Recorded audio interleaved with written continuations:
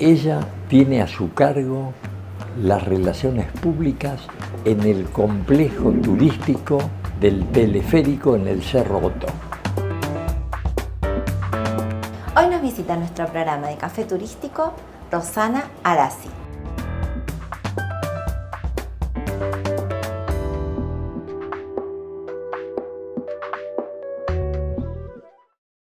Bueno, Rosana, qué placer tenerte en nuestro programa de Café Turístico. Muchas gracias, un placer para mí, para Complejo Turístico Teleférico Cerro Otto, que por él estoy aquí en representación de esta mega familia que es Teleférico.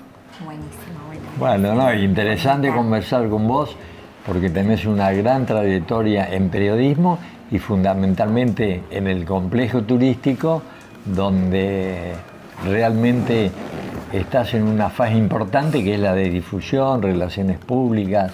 Qué lindo, ¿no es cierto? Es muy lindo, llevo mucho tiempo allí, ya estoy pronta a cumplir 20 años en muy poco tiempo. Fui parte de este crecimiento de alguna manera, parte de ver cómo el complejo se convirtió en un verdadero complejo turístico recreacional para toda la familia, cómo fueron dándose los cambios de la actividad turística en estas 2 décadas, que no fue poco, ¿no? En el medio de una pandemia, sí, claro. Hubo otras, el volcán, Cauye Puyehue, o sea, hubo situaciones Sí, que crítica. marcaron estas décadas que fueron realmente interesantes para ir viendo cómo uno puede crecer en una actividad comercial a pesar de circunstancias que no está en uno poder manejarlas, ¿verdad? Sí, esto que vos decís, ¿no? Lo que pasó en este últimos años, porque fueron en pocos años que Bariloche también se tuvo que recuperar pronto de todos estos inconvenientes que tuvieron climáticos y que no pudieron ser manejados por el hombre, digamos. Sucedieron. Y ahí te das cuenta cuán vulnerables somos, ¿no? Claro, como humanidad, como humanidad. Pero te sirve para darte cuenta que a lo mejor cuando se hacen bien las cosas, uno puede reconstruir y salir adelante. Sí. Y creo que el Teleférico Cerro Otto, la dirección ejecutiva y la Fundación Furman, que es la madre de este teleférico, saben hacer las cosas. Uh-huh. Y sin afectar al personal, por ejemplo, en épocas críticas como el volcán o la pandemia, sin afectar a nadie del personal, pudieron levantar de nuevo toda esta estructura y poner la maquinaria a funcionar, que por supuesto dependió también de factores importantes como ayudas del Estado, ¿no? De cuando se hizo el previaje, después de la pandemia. Todo eso también lógicamente colabora para que haya una actividad turística, para que se levante una actividad turística que venía después de eso bastante preocupante, ¿no? Y hay algo, qué visión que tuvo el señor Furman, cómo salió él de decir en Bariloche vamos a hacer este complejo, los inicios, ¿cómo fueron? Bueno, Boris era un enamorado de la Patagonia desde el momento que llegó en la década del 60 con un amigo, Raúl Méndez, vinieron a conocer. Él venía de una familia muy humilde de inmigrantes rusos judíos que vivían en Santa Fe, en un conventillo. Allí vivía Boris Furman junto a su papá, su mamá y su hermana María. La mamá Sara, la hermana María. Y él siempre contaba, tuve el placer de conocerlo, él siempre contaba que la mamá y la hermana, las 2 mujeres más influyentes de su vida, siempre le decían que había alguien que podía estar más necesitado que uno mismo. Ellos tenían necesidades, penurias, pero que siempre uno podía ayudar al otro. Así fue que Boris desde muy chiquito se puso a trabajar. Primero vendía botones, cierres, todos artículos de mercería en las casas, en los barrios. Fue creciendo, con eso ayudaba a la familia. Los proveedores de insumos de mercería lo fueron conociendo, fueron adquiriendo confianza en él, le empezaron a entregar mercadería, se convirtió en viajante de insumos de mercería. Tuvo una mercería en un garage de una casa en Santa Fe que le dio una persona que confió en él para que empiece a dar sus primeros pasos. Y después de mucho tiempo de trabajar como viajante, puso lo que aún hoy creo que es la casa más importante de sastrería de la Argentina, que es Rocha Casimires en Buenos Aires. Vistió presidentes, vistió reyes que venían de visita. Él fue el creador de esa gran firma. Cuando eso le empezó a dar dinero, viajó a Bariloche con su amigo, él no había viajado mucho, O sea, había viajado como viajante, valga la redundancia, Claro. como vendedor, pero quería conocer Bariloche. Y llegó aquí y se enamoró de la montaña, que era una montaña pelada. En los 60 no había ni siquiera un cuarto de la vegetación que había y no había construcciones. Y le dijo a su amigo que él quería tener un teleférico. Mirá Y vos. bueno, había que ver de quién eran las tierras, cómo se hacía, y las tierras eran del ejército argentino. Claro. En esos años, bueno, era muy difícil, además, acercarse al ejército a poder gestionar algo. Consiguió el contacto, se reunieron, compró las tierras, hicieron todos los papeles correspondientes para que él pudiera adquirir esas tierras, y después dijo, bueno, yo voy a traer un medio de elevación como sea, y como sabía que en Austria están los mejores fabricantes de medios de elevación, viajó, contrató a la empresa Rudolf Kienas, importó el medio de elevación, importó el medio de elevación, los insumos, y trajo a los ingenieros y técnicos para montar el medio de elevación. No había nada, había una casilla de parques muy precaria en la cumbre, nada más que era como ¡Qué visión! Era un visionario, pero realmente. Bueno, y después dijo, bueno, quiero que la gente tenga algo donde poder disfrutar. Y se le ocurrió, vaya a saber a uno por qué, una confitería giratoria. Qué No pecado. había ninguna en Sudamérica. Debe haber habido alguna en el mundo, pero acá no había nada. Sí, sí. Bueno, para Bariloche fue un impacto inmenso, ¿no? Fue como un antes y un después Sí. del teleférico Cerroto. Bueno, instaló la confitería giratoria y después no se quedó conforme. Él había viajado ya a Italia y había conocido las obras de arte de Michelangelo. Y se enamoró de eso también y dijo, yo quiero traer esto a la cumbre de la montaña. Bueno, y él lo contaba muy apasionadamente. Y viajó a Italia, pidió permiso al gobierno de Italia en ese momento para calcar desde los originales, que fue la última vez que el gobierno de Italia autorizó ese calco de los Sí, originales. sí, porque es impresionante. Son exactamente iguales, están Claro. certificadas por el gobierno de Italia y las hizo la Galería Pietro Bassanti en Florencia. Trajo el David, la Piedad y el Moisés, que están en exposición permanente. Que ya habrán Con nuestra venido en galería. barco a la Argentina. Vinieron en barco hasta Buenos Aires. Sí. En Buenos Aires quedaron un tiempo en la aduana y después cómo traerlas a Bariloche en esos años. Estamos hablando de década del 60, Sí, 70. sí, para que no se rompa y con los Aparte el cuidados. David es El David del es mismo grande. tamaño que el original. Sí, sí. Bueno, vinieron en camiones, tardaron varios días en viajar, ¿no? En llegar acá. Y cuando llegaron acá, ¿cómo se subía a la Sí. cima a 1400 metros de altura? Eso es un interrogante, ¿cómo? De Y semejante bueno, las muy- dejaron en muestra en la catedral, en el Templo Mayor de Bariloche, hasta que pudieran ver cómo se hacía. Y después, ingenieros, técnicos, etcétera, diseñaron un sistema con rodillos, con los camiones, y fueron subiendo las esculturas por el camino de tierra hacia la cumbre. Y Ah, ya- las llevaron por camión hasta Claro, arriba. porque no había forma de Qué llevarlas. bárbaro. Y como el David es tan grande Sí. y no entraba, tuvo la previsión de pedir que la Galería de Arte no fuera techada en ese momento para poder ingresar las obras Ingresarlas, por claro. el techo y después techar. Qué bárbaro. Bueno, la verdad que una mente Sí, brillante, realmente, sí. brillante. Además que lo hemos observado en las veces que hemos visitado, cómo el turista está impresionado y además como ustedes lo han difundido mucho, que quieren venir a visitar el museo. Es un... Dicen que son exactos, yo no conozco a las italianas, debo confesarlo, pero quienes vienen dicen, es como estar en la Italia del autor, pero en la Patagonia Argentina. Dicen que son exactas y de hecho si no, no tendrían la certificación del gobierno Sí, sí. italiano Claro. como réplicas exactas, Exacto. en tamaño original, están hechas con polvo de mármol y resina acrílica, no son de mármol puro, por supuesto, pero son muy similares, muy similares. Así que bueno, es cuando llega un turista, sobre todo un turista extranjero que ha podido recorrer el mundo y se encuentra con lo mismo que en Italia, la Claro. sorpresa es linda. Bueno, Roxana, ¿tomamos un cafecito y Pero cómo no, continuamos? cómo no.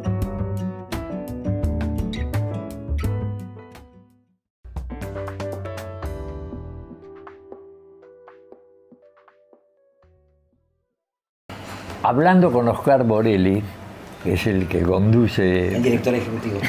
desde hace años y es un viejo amigo del Escol, yo recuerdo que también me contaba otro aspecto que es importante difundirlo. La obra que hace con un hospital de Buenos Aires y con el hospital de Bariloche, y con algo más relacionado con una panadería, el apoyo de la Fundación Sara María Fuhrman. Bueno, Boris Fuhrman decía que la mamá y la hermana, por eso le puso Sara y María, la fundación que creó cuando recuperó todo su capital, crea esta fundación y dice que todas las utilidades que genere la excursión, las utilidades sería el excedente, ¿no? Después de hacer las inversiones, el pago de sueldos y todo lo que requiere el movimiento de una empresa, tenían que ser donados a entidades de bien público, porque a nadie le podía faltar ni un trozo de pan ni un medicamento. Sí. Eso era lo que la mamá y la hermana le enseñaban. Bueno, y así fue que cuando recuperó la inversión, puso la fundación, creó la fundación, y a partir de ese momento todas las utilidades anualmente son donadas a entidades de bien público. Originalmente, cuando se crea la fundación, iba el 50% a la cooperadora del Hospital Público de Bariloche y el 50% restante le correspondía al Hospital Israelita de Buenos Aires. Correcto. El Hospital Israelita fundió hace muchísimos años y hubo que hacer una reestructuración en el estatuto para ver quiénes eran los beneficiarios. Y allí se decidió que se le dona el 50% a la cooperadora del Hospital Público de Bariloche y el 50% restante a un hogar de niños con discapacidad y a un hogar de ancianos de la comunidad judeo-argentina de Buenos Aires. Todos los años el total de eso se distribuye, que es una donación que se realiza con lo que la gente aporta cuando nos visita. Por eso uno de los eslogans de difusión nuestros que a mí más me gusta es Teleférico Cerroto, donde el placer tiene un fin solidario. Porque en realidad la donación es gracias a que nos visitan. No es que la empresa pone dinero, sino que el pasajero abone, con eso se hacen las donaciones. Y la última donación al ejercicio cerrado en abril del 2023 fue de 400 millones de pesos. Mucho, fue una donación récord, y marco lo de abril 2023 porque en la Argentina de hoy 400 millones de pesos no es lo mismo que en abril del 2023. Claro. Era otro, o sea, valía otra cosa, ¿no? Valía mucho más. Bueno, así que se distribuye. Y la panadería fue otro proyecto que él inventó en Santa Fe, en su Santa Fe natal, para para colaborar con la alimentación de personas sin recursos. Y entregaban 1.200 kilos de pan diariamente a personas que no tenían nada para comer. ¿A los comedores, por ejemplo? No, eso eran a los vecinos y vecinas del barrio, se me fue el nombre, San José, Santa Rosa de Lima, creo que es el barrio, se me produjo una laguna, sí. Disculpas, en Santa Fe, donde había mucha pobreza. Entonces la gente iba a la mañana temprano a retirar su bolsa de pan, con pan. Bueno, después hubo inundaciones en Santa Fe, bueno, se perdió todo, y cuando muere Fuhrman, antes de morir, él decía que soñaba con ver la panadería recuperada. No alcanzó a verla, pero al poquito tiempo la Fundación Sara María Fuhrman firmó un convenio con el gobierno de la provincia de Santa Fe, la gobernación de Hermes Wiener. Se levantó la panificadora de nuevo, la fundación puso todo el equipamiento para hacer un emprendimiento panaderil importante, y el gobierno de Santa Fe lo que hacía era poner el personal, administrarlo, sí. Y hicieron un vínculo con el servicio penitenciario de esa provincia para que las personas con posibilidad de salir, posibilidad de salir de la cárcel por buena conducta y demás, se fuera capacitando. Estaban en conflicto con la ley, pero ya estaban en etapa... Al oficio en la panadería. Claro, entonces se los capacitaba, aprendían el oficio, y cuando salían de cumplir su condena ya tenían un oficio para poder desempeñarse en la vida. Y en vez de entregárselo a personas individualmente, se le hacía entrega a los comedores comunitarios, se les entregaba el pan, facturas, otros panificados. Y se vendía el excedente a personas de muy bajos recursos a un precio módico. Con eso se fue retroalimentando. Bueno, la panadería ahora en este momento no está funcionando, están trabajando desde la Fundación Fuhrman para reactivarla. Bueno, hubo muchos recambios de gobierno, muchas situaciones de crisis económicas, los vaivenes de la economía argentina que hicieron que en algún momento no pudieran continuar. ¿Por alguna razón es Santa Fe y Buenos Aires? Porque él nació en Santa Fe, él vivía en Santa Fe y su familia era de allí.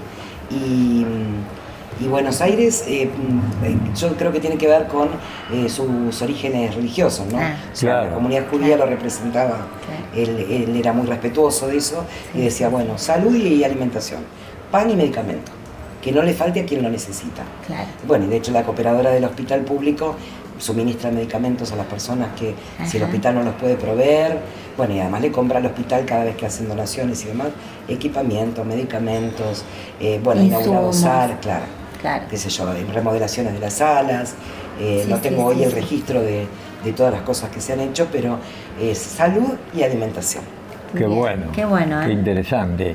¿Y la fundación se maneja, está acá, tiene asiento en la ciudad de Bariloche? Sí, funciona aquí, está integrada por diversas personas, hay un presidente que es el mismo director ejecutivo del teleférico, Oscar Borrelli, el vicepresidente es el contador Gustavo García Cano, bueno, y después empiezan las otras autoridades, tienen supervisiones, contralores externos también, y bueno, don Boris ya no está, obviamente no, pero su hija sí forma parte del consejo, no siempre puede venir, a lo mejor, pero bueno, lo cierto es que él cuando creó la fundación dijo, de este dinero que se hace cuando la gente nos visita, nada se toca que no sea para inversión con estos fines y lo que sociales. sobre para gente que lo necesita.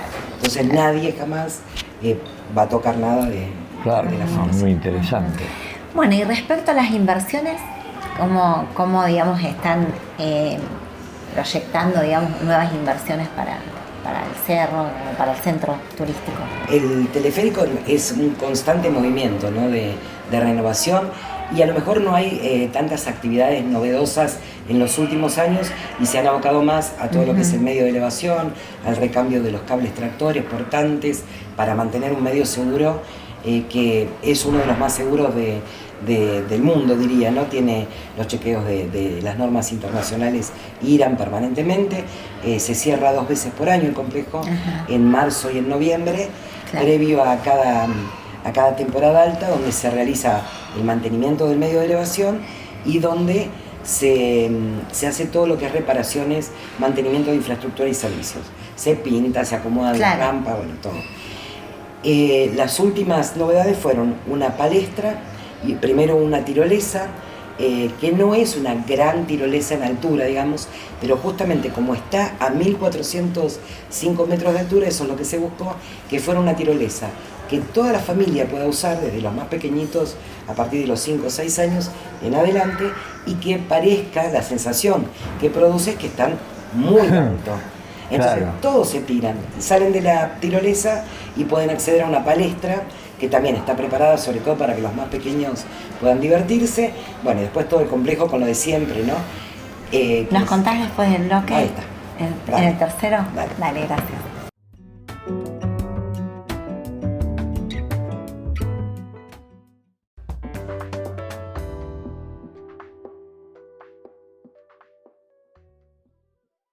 Bueno, retomando, que medio como que cortamos ahí en la mitad de las inversiones, bueno, contanos. Bueno, me parece importante que sepan la audiencia de ustedes, la comunidad en general, que se está construyendo una confitería nueva en la cumbre, que está pegada a la que es la Niña Mimada, que es la confitería giratoria. La giratoria tiene capacidad para 200 personas sentadas, que se supera ampliamente, por suerte. Y largas colas ahí siempre. Tenemos un snack bar también que es semicircular, que se utiliza en ciertos momentos. Hay un restaurante parrilla que da al exterior, donde se come justamente algo de la parrilla, pero la confitería giratoria es la Niña Mimada. Como es toda vidriada y va girando, la gente quiere conocerla, lógicamente. Ahora se está construyendo, se inaugurará en un tiempo que les diremos en alguna gacetilla, una confitería que no es giratoria, pero es también semicircular, que va a tener capacidad para 400 personas sentadas. ¡Qué impresionante! Con vista también al lago, a la montaña y demás. Bueno, esa creo que es la inversión para destacar en este tiempo, próximamente. ¿no? Claro. Así que cuando haya novedades, pero la oferta gastronómica obviamente se va... Cuando vos hablas semicircular, o sea, no va a ser circular completa. No. Está bien. La vista va a ser, digamos. Sí, la vista va a tener una entiendo. longitud, pero no va a ser 360 y no va a ser... ¿Y qué está ahí cerca la otra? Está pegadita ahí abajo de la confitería giratoria. está quedando muy linda, o sea, están construyendo, ¿no? Pero el diseño es muy lindo y creo que va a ser un buen impacto también para la actividad turística de Bariloche. ¿Y esto previsto para qué tiempo más o menos? No me quiero arriesgar. Pero este año no se sabe. No se sabe. Sí, porque las obras, los tiempos... Sí, además las cuestiones climáticas, estamos en una montaña, hay que ver cómo viene el invierno. Ya empezaron la obra. Sí, la obra empezó el año pasado. Y vos con tu vasta experiencia, ¿qué anécdotas tenés del público, de la gente, de los extranjeros, de lo que comentan cuando llegan a la cumbre del Otto? Bueno, primero el impacto cuando ven en invierno la nieve, o sea, hay mucha gente que nunca vio la nieve y a lo mejor llegó a Bariloche y no tuvo posibilidad de ver nevar y le toca la primera gran nevada y cuando cae buena cantidad de nieve, el complejo turístico parece un cuento de hadas, ¿no? Porque tiene mucho pino, tiene cipreses, o sea, hay una vegetación muy linda y ha habido nevadas donde los árboles se doblan de la cantidad de nieve y realmente parece un cuento encantado. Entonces cuando ven los primeros copos caer, la gente queda... yo los miro a veces y digo, cuando yo llegué a Bariloche a vivir hace muchos años, claro, y vi si bien había visto nevar en mi viaje de estudios, cuando vivía acá y veía nevar, es realmente fascinante. Bueno, eso le produce a la gente y se quedan como extasiados, ¿no? Es muy difícil de expresar porque la gente se emociona y llega hasta a llorar de la emoción. Qué lindo. Y después, bueno, anécdotas, por ejemplo, cuando ven al David ahí arriba en una montaña, entran a una galería de arte y se encuentran con esa estatua, la Piedad o el Moisés. Y después la confitería giratoria, como algo divertido, por ejemplo, discusión de muchos pasajeros que dicen, no, lo que gira es la parte de adentro. No, mire, si usted se sienta acá, va a notar que lo que... Y se producen discusiones de qué es lo que gira. Y gente que dice, pero yo estoy afuera y no veo que gire el edificio. Y no, gira el mecanismo interior. El edificio no gira. Claro. Justamente, gira el plato. Donde están las mesas. Claro. Y eso nos permite ir viendo el paisaje de este Parque Nacional Nahuel Huapi. Hay miles de anécdotas, miles de personas, millones de personas que han pasado por el teleférico que dejan sus mensajes en los libros del complejo, que agradecen la tarea solidaria, qué sé yo. Ha habido tanta historia, no hay tanta historia.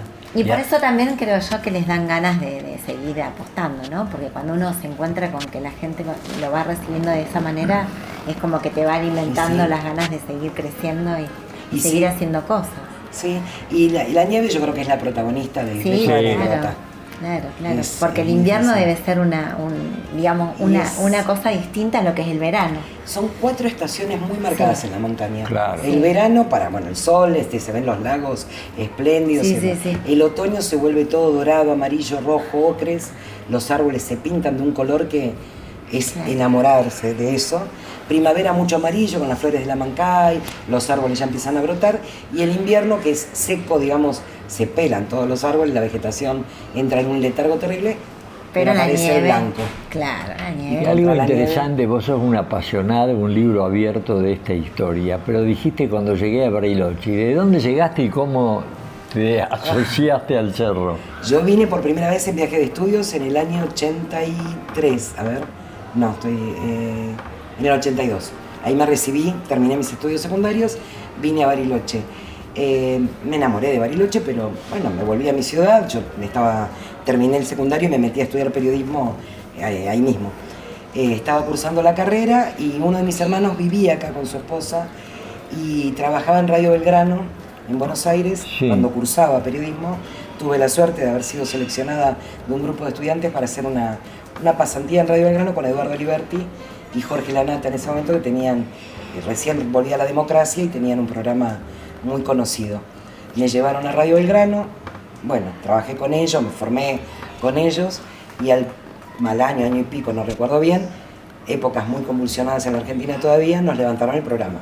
Les levantaron a ellos, que eran los protagonistas, y nos quedamos todos sin trabajo.